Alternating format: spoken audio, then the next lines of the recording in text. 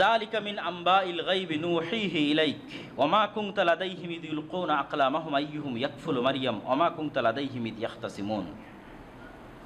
এবার ওই যে জাকারিয়া আলাইহিস সালাতু ওয়াস সালাম মারিয়ামের দায়িত্ব নিয়েছিলেন, ওই দায়িত্বটা তিনি কিভাবে পাচ্ছেন সেটা বলতে গিয়ে আল্লাহ ভূমিকাটা এভাবে ধরলেন যে জাকারিয়া, ইয়াহিয়া এবং মারিয়াম সম্পর্কে এতক্ষণ যা আলোচিত হয়েছে এবং ঈসা আলাইহিস সালাতু ওয়াস সালামের জন্ম এবং তার পরবর্তী ঘটনা যা আলোচিত হবে কোরআনে, এগুলো সব গায়েবের সংবাদ যা আমরা ওহীর মাধ্যমে আপনাকে জানাচ্ছি হে মুহাম্মদ সাল্লাল্লাহু আলাইহি ওয়াসাল্লাম। হে মুহাম্মদ সাল্লাল্লাহু আলাইহি ওয়াসাল্লাম, এই ঘটনাগুলোর সময় আপনি সেখানে উপস্থিত ছিলেন না।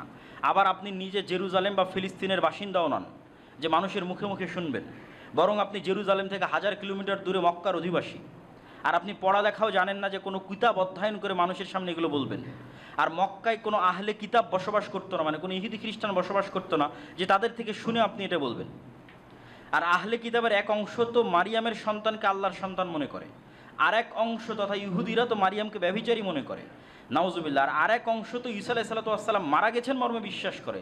আর আপনি মুহাম্মদ সাল্লাল্লাহু আলাইহি ওয়াসাল্লাম সর্বপ্রথম কোরআনের মাধ্যমে এই তিনটা জিনিস পরিষ্কার করে দিচ্ছেন।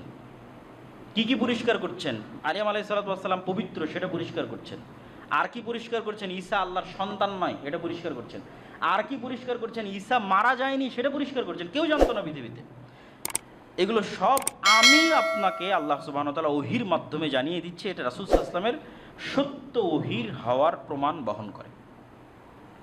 তো এইরকম একটা ছোট্ট ঘটনা এবার আমি আপনাকে জানাই। এই প্রেক্ষাপটে আল্লাহ বলতেছেন সেই ঘটনা কি, কিভাবে মারিয়ামের দায়িত্ব পেলেন জাকারিয়া। যখন মারিয়ামের জন্ম হয় তখন তার দায়িত্ব কে নিবে তা নিয়ে বিতর্ক তৈরি হয়। মসজিদে আকসা ইবাদতকারী আল্লাহর প্রিয় বান্দারা সবাই চায় মারিয়ামের দায়িত্ব নেওয়ার জন্য, যেহেতু তার পিতা ছিল না। এটাকে তারা কল্যাণকর এবং নেকির কাজ মনে করছিল। তো যখন তারা সবাই দায়িত্ব নিতে চাইলো তখন তারা সিদ্ধান্ত নিল যে আমরা লটারি করব এবং লটারির মাধ্যমে নির্ধারিত হবে কে মারিয়ামের দায়িত্ব নেবে। এবং লটারির ধরন ছিল সবাই কলম পানিতে নিক্ষেপ করবে, নদীতে অথবা এমনি পানিতে। যদি স্রোতস্বিনী নদীতে নিক্ষেপ করে তাহলে কলম স্রোতের বিপরীতে যাবে, আর যদি স্বাভাবিক পানিতে নিক্ষেপ করে সব কলম ডুবে যাবে, যার কলম ভেসে থাকবে সে মারিয়ামের দায়িত্ব পালন করবে। তো তারা যে কলমগুলো দিয়ে তাওরাত লিখত, যেহেতু সবাই আল্লাহর প্রিয় বান্দা, সবাই মসজিদে আকসায় আল্লাহর দিনের খেদমত করতো, দায়ী ইলাল্লাহ, জাকারিয়াও একজন নবী এবং দায়ী ইলাল্লাহ, তারা যে কলমগুলো দিয়ে তাওরাত লিখতো সেগুলো তারা পানিতে নিক্ষেপ করলো। সবার কলম ডুবে গেল, কিন্তু জাকারিয়া আলাইহিস সালাতু ওয়াস সালামের কলম ভেসে থাকলো অথবা স্রোতের বিপরীতে চললো। তখন জাকারিয়া আলাইহিস সালাতু ওয়াস সালামকেই দায়িত্ব দেওয়া হলো মারিয়াম আলাইহিস সালাতু ওয়াস সালামের লালন পালনের। তো এই ঘটনাও আপনি জানতেন না হে মুহাম্মদ সাল্লাল্লাহু আলাইহি ওয়াসাল্লাম, আমি জানিয়ে দিলাম। আর জানার কোনো পরিবেশ আপনার কাছে নাই, কেন আপনার বাড়ি জেরুজালেমে নয়, আপনি পড়া জানেন না, মক্কায় কোনো ইহুদি খ্রিস্টান বসবাস করে না। ইয ক্বালাতিল মালাইকাতু ইয়া মারইয়াম ইন্নাল্লাহা ইউবাশশিরুকি বিকালিমাতিন মিনহু ইসমুহুল মাসীহু ঈসা ইবনু মারইয়াম ওয়াজিহান ফিদ দুনিয়া ওয়াল আখিরাহ ওয়া মিনাল মুকাররাবিন। এবার এতক্ষণ যাবৎ মূল ঘটনা বলার জন্য যে ভূমিকা আল্লাহ প্রস্তুত করলেন, সেই সবচেয়ে ভয়ঙ্কর ব্যতিক্রম ঘটনা বলার সময় চলে এসেছে। মারিয়ামকে মায়ের মানতের মাধ্যমে কবুল করা হয়ে গেছে। অসময়ে মারিয়ামের কাছে খাবার প্রদান করা হয়েছে। অতিরিক্ত জিকিরের মাধ্যমে স্বামীর বার্ধক্য থাকার পরেও এবং স্ত্রীর বন্ধ্যা হওয়ার পরেও তাদের গর্ভে সন্তানের জন্ম হয়েছে, জাকারিয়ার গর্ভে। মারিয়ামের পবিত্রতার ঘোষণা হয়েছে, তাকে বেশি বেশি ইবাদতের আদেশ দেওয়া হয়েছে, জাকারিয়াকে বেশি বেশি জিকিরের আদেশ দেওয়া হয়েছে। এখন মূল যে ঘটনা, সেই ঘটনার প্রেক্ষাপট প্রস্তুত। এবার ফেরেশতারা মারিয়ামকে বলছেন, ইয়া মারিয়াম ইন্নাল্লাহা ইউবাশশিরুকি বিকালিমাতিন মিনহু, আল্লাহ তোমাকে সুসংবাদ দিচ্ছেন আল্লাহর একটা কালিমার। ইসমুহুল মাসীহু ঈসা ইবনু মারইয়াম, আল্লাহর সেই কালেমা হচ্ছে ঈসা ইবনু মারইয়াম। ওয়াজিহান ফিদ দুনিয়া, যে দুনিয়াতে এবং পরকালে সম্মানিত হবে, অমিনাল মুকাররাবিন, এবং আল্লাহর নৈকট্যপ্রাপ্ত বান্দাদের অন্তর্ভুক্ত হবেন।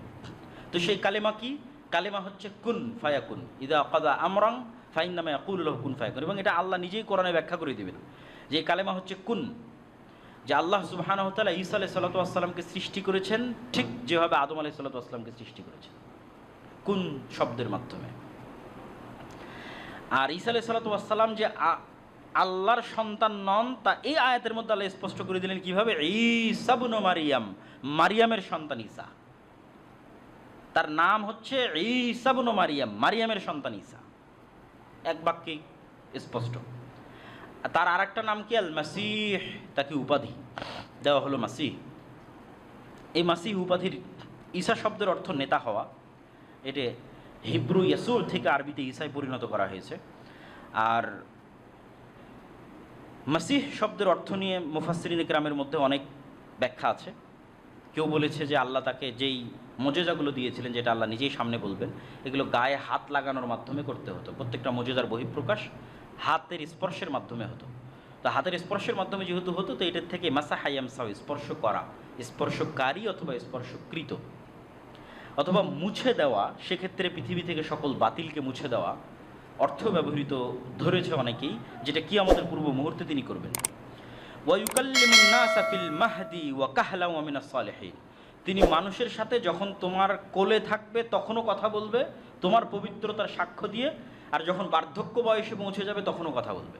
তো বার্ধক্য বয়সে পৌঁছার আগেই তো তিনি পৃথিবী থেকে বিদায় নিয়েছেন, এটা যখন তিনি দ্বিতীয়বার ফেরত আসবেন তখন কথা বলবেন। অমিনাস সালিহিন, আর সে তার পূর্বে চলে যাওয়া ইব্রাহিম, ইসহাক, ইসমাইল, মুসা, দাউদ, সুলাইমানের মতো আল্লাহর নেককার বান্দাদের অন্তর্ভুক্ত হবে।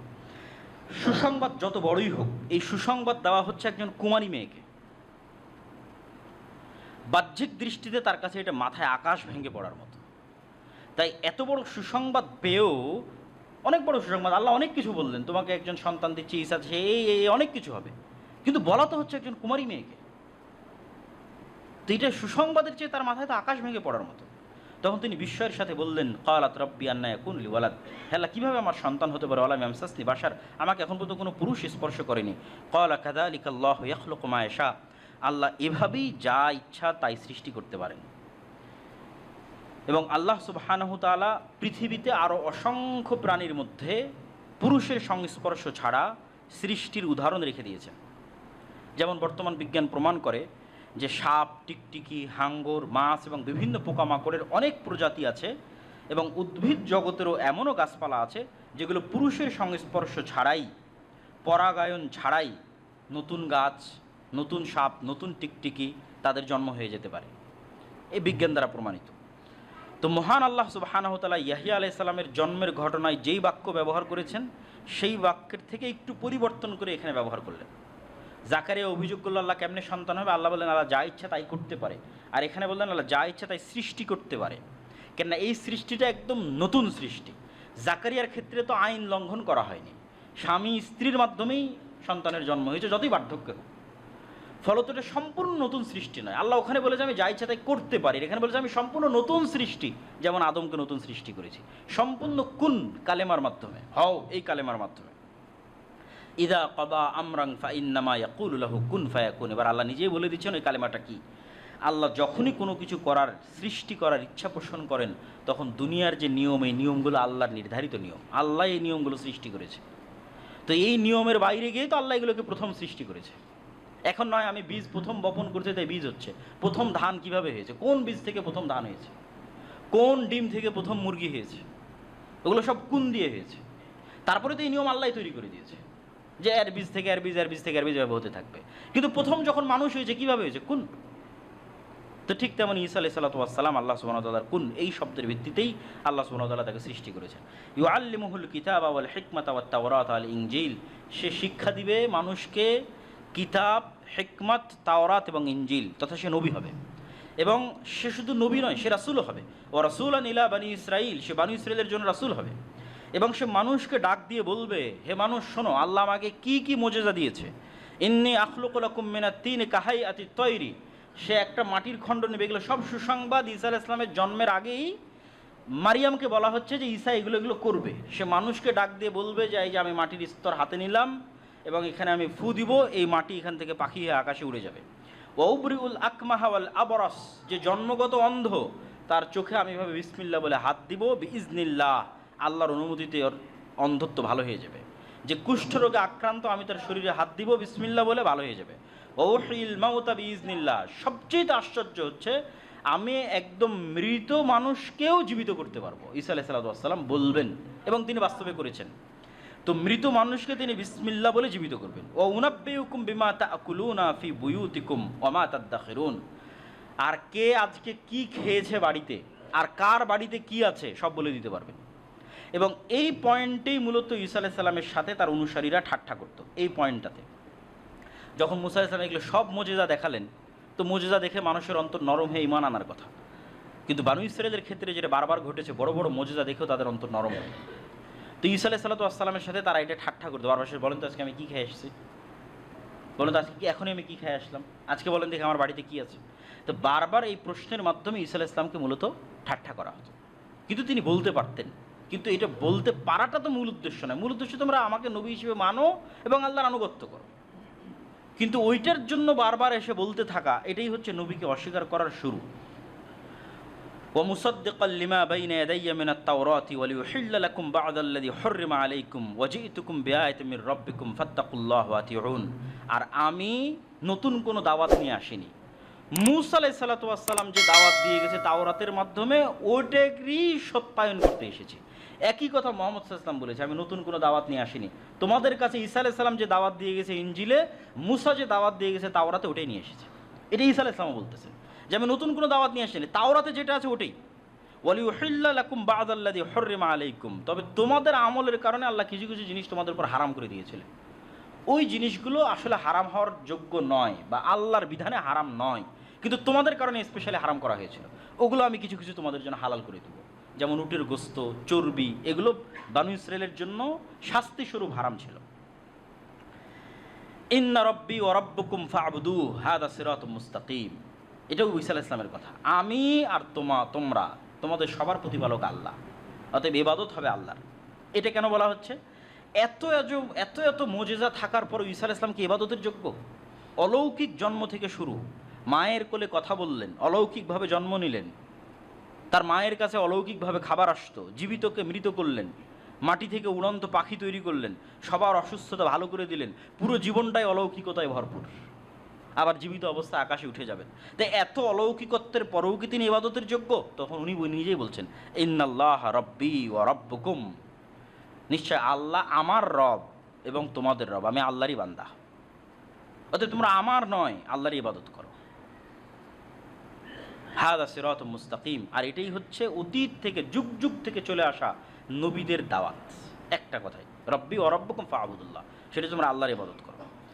ফালাম্মা হাসসা ঈসা মিনহুমুল কুফরা ক্বালা মান আনসারি ইলাল্লাহ, এই যে বললাম যে তিনি এতগুলো মুজিজা দেখালেন, তো এই মুজিজা অন্যগুলো তো মোটামুটি মানুষের কাজে লাগে, কিন্তু ওই যে একটা মুজিজা যেটা মানুষ অপব্যবহার করা শুরু করলো, বলেন দেখি এখন কি খেয়ে আসলাম, বলেন দেখি আজকে আমার বাড়িতে কি আছে, এই আচরণে ঈসা ইসলাম কষ্ট পেলেন এবং তিনি বুঝতে পারলেন যে মানুষ তার উপর ঈমান আনবে না, বরং কুফরি করবে, তাকে অস্বীকার করবে। তখন তিনি বললেন, একে তো মানুষ তার মাকে অপবাদ দিচ্ছে, ওই একটা অপবাদের বোঝা তো তার ব্রেনে মেন্টালি প্রেশার হিসেবে আছেই, বাকি এত মুজিজা দেখার পরও মানুষ তার উপর ঈমান আনতেছে না। মান আনসারি ইলাল্লাহ, হে আমার জাতি, বলো তোমাদের মধ্যে কে খালেসভাবে আমার সহযোগিতা করবে আল্লাহর সন্তুষ্টির জন্য।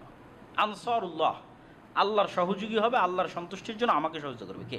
ক্বাল আল হাওয়ারিয়ুনা, হাওয়ারিরা বলল, যারা সাদা রঙের অধিকারী।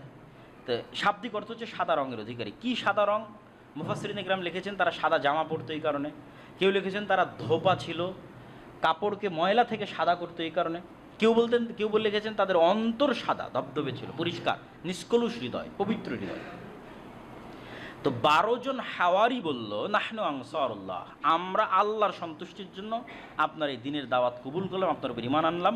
ওয়াশহাদ বিআন্না মুসলিমুন, যদিও প্রথম ঈমান এনেছে জাকারিয়া আলাইহিস সালাতু ওয়াস সালাম, প্রথম ঈমান এনেছে ইয়াহইয়া আলাইহিস সালাতু ওয়াস সালাম, এবং ইয়াহইয়া এবং ঈসা আলাইহিস সালাতু ওয়াস সালাম তারা একই সাথেই তৎকালীন পৃথিবীতে দাওয়াতি কাজ করতেন, 2-3-4 বছরের ছোট বড়। ইয়াহইয়া আলাইহিস সালাতু ওয়াস সালাম 3-4 বছরের বড়, আর ঈসা আলাইহিস সালাতু ওয়াস সালাম 3-4 বছরের ছোট। ওয়ামাকারু ওয়ামাকারাল্লাহ ওয়াল্লাহু খায়রুল মাকিরিন, ইহুদিরাও ষড়যন্ত্র করলো আর আল্লাহও তাদের বিরুদ্ধে পাল্টা ষড়যন্ত্র করলেন। আর আল্লাহ যদি পাল্টা ষড়যন্ত্র করেন সেটাকে আর কেউ বাধা দিতে পারে না। তো কি হলো? এই আয়াতের ব্যাখ্যা কি, এই ধারাবাহিকতায় আয়াত কেন আসলো? তো ঈসা আলাইহিস সালাতু ওয়াস সালাম এবং হাওয়ারিরা মিলে এবং ইয়াহইয়া আলাইহিস সালাতু ওয়াস সালাম মিলে জেরুজালেম, ফিলিস্তিন এবং সিরিয়ার মাটিতে যে তাওহীদের দাওয়াত দেওয়া শুরু করলেন, আর উনি যে সবসময় মুজিজাগুলো দেখাতেন, ধীরে ধীরে এই 12 জন দিয়ে শুরু, ইয়াহইয়া দিয়ে শুরু, ধীরে ধীরে তার অনুসারীর সংখ্যা বাড়তেই লাগলো। এবং যখন তার অনুসারীর সংখ্যা বাড়তে লাগলো, তখন ভণ্ড ইহুদি ধর্মীয় নেতা যারা ছিল তাদের মুখোশ উন্মোচিত হতে লাগলো। হিংসার বশবর্তী হয়ে ইহুদিরা তো আগে থেকে তার মায়ের নামে মিথ্যা অপবাদ রটাতো, তারা তার সাথেও শত্রুতার সর্বোচ্চ শিখরে পৌঁছে গেল। এবং কোনো কিছুতেই যখন ঈসা আলাইহিস সালামের দাওয়াত থামানো সম্ভব হচ্ছিল না, তখন রোমান শাসকের সহযোগিতা নিয়ে ঈসা আলাইহিস সালামকে এবং ইয়াহইয়া আলাইহিস সালামকে দুইজনকে হত্যার ষড়যন্ত্র করা হলো। এবং ইতিহাস বলে যে তিনজনকেই, মানে ইহুদি খ্রিস্টানদের দাবি অনুযায়ী তিনজনকেই হত্যা করা হয়েছে। জাকারিয়াকেও হত্যা করা হয়েছে, ইয়াহইয়াকেও হত্যা করা হয়েছে, ঈসা আলাইহিস সালামকে হত্যা করা হয়েছে।